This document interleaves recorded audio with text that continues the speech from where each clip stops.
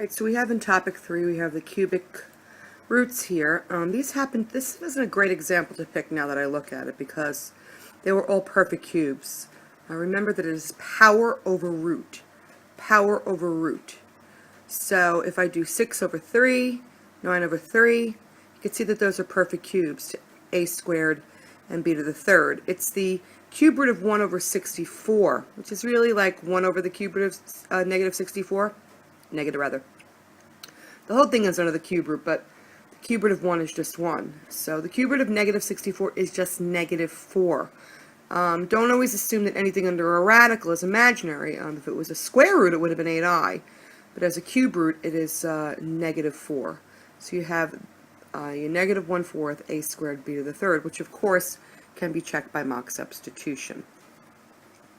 I just make a note that the cube root's exponents would be divisible by 3. It means it's a perfect cubed. Just like square roots, if the exponent is divisible by 2, it is a perfect square.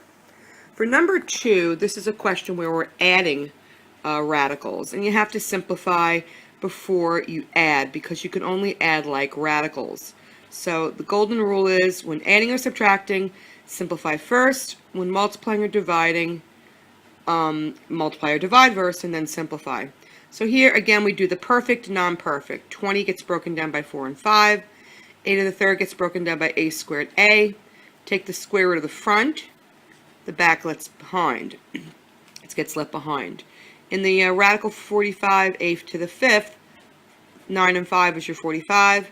A to the fourth and a is your a to the fifth. And now everything is divisible by 2, the exponents, because these are perfect squares. There's a little invisible 2 inside there. So take the square root of the front, which is 3a squared, and the back is radical 5a, which is very convenient because now we have like radicals, we can add the coefficients. Now, this is a little tricky because you really can't add 2a and 3a squared. So you just write 2a plus 3a squared. Notice I put that in parentheses. That's very important because you're distributing it. Some people might write the radical 5a first. It doesn't really matter. I prefer it written this way. Okay? And again, this can be checked by mock substitution. If this were a part 1, it can be done by mock substitution. For number 3 is probably one of the more pin-the-butt ones. This is for radical 2 is the answer to number 3. And the first thing I suggest that you do is you simplify 4 over rad 8. Now some of you might elect to multiply top and bottom by rad 8. I like to simplify the rad 8 first, which I do over here. So you can see here rad 8 simplified is 2 radical 2. So if we take the 4 over 2 radical 2, the 2 goes into the 4 twice, and I'm left with 2 over radical 2. Now what do I do here? Is now I rationalize it. I mean, you could have multiplied top and bottom by radical 8 from the get-go, but this was just a little simpler for me.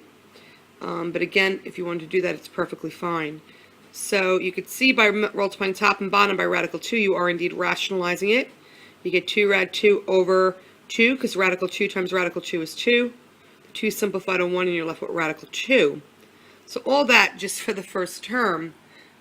This is when simplified radical 2, this term right here. Again, if you multiplied radical 8 over radical 8, it might have made lives a little bit easier. 6 a dozen, 6 of one, half a dozen of the other, and the saying is. Radical 18 is 9 and 2, which is 3 rad 2, which makes my life very convenient because I have 1 rad 2 plus 3 rad 2s is 4 rad 2s. This could have been checked just by typing it in. This isn't a mock substitution because there is no variability.